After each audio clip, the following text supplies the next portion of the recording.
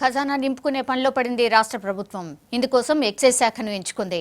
రానున్న రాష్ట్ర బడ్జెట్లో మద్యం అమ్మకాలపై భారీ రాబడులను అంచనా వేస్తోంది. వాట్ రూపంలో భారీగా ఆదాయాన్ని సమకూర్చుకోవాలని సర్కార్ కసరత్తు చేస్తోంది.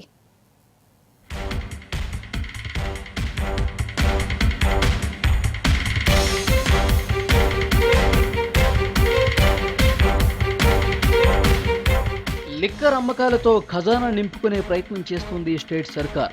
వ్యాట్ రూపంలో 7,500 కోట్లకు పైగా ఆదాయాన్ని రాబట్టాలని డిసైడ్ అయింది. ఇందుకోసం వాణిజ్య పన్నుల శాఖకు టార్గెట్ పెట్టింది. లైసెన్స్ పన్నుల ద్వారా ఎక్సైజ్ శాఖ సంపాదించే మొత్తానికి ఇది అదనం. రాష్ట్రానికి పన్నుల రాబడిలో వచ్చే ఆదాయంలో ఎక్కువ భాగం వ్యాట్దే.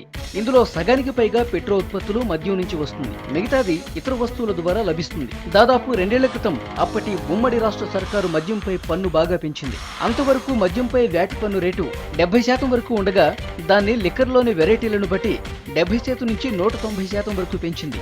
దీంతో మద్యంపై వచ్చే వ్యాట్ రాబడి మొత్తం మిగతా వాటితో కలిసి వివరాలు తెలియటం లేదు.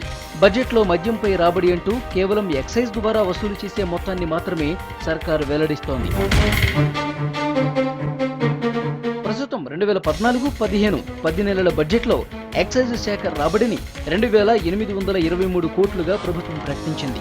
మద్యంపై వ్యాట్ రూపంలో మరో 6,304 కోట్లు రావాల్సి ఉంది. ఈ విషయం రెవెన్యూ రాబడుల్లో తప్ప ఇంకెక్కడా కనిపించదు. ఇక కొత్త బడ్జెట్లో వ్యాట్ రాబడి టార్గెట్ 33,000 కోట్లు ఉండొచ్చని అధికార వర్గాల అంచనా.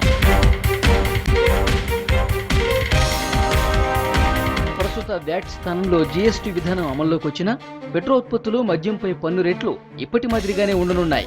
వీటిని జీఎస్టీ పరిధికి తర్వాత ఉంచాలంటూ రాష్ట్రాలు పట్టుబట్టి కేంద్రం నుంచి పర్మిషన్ పొందాయి.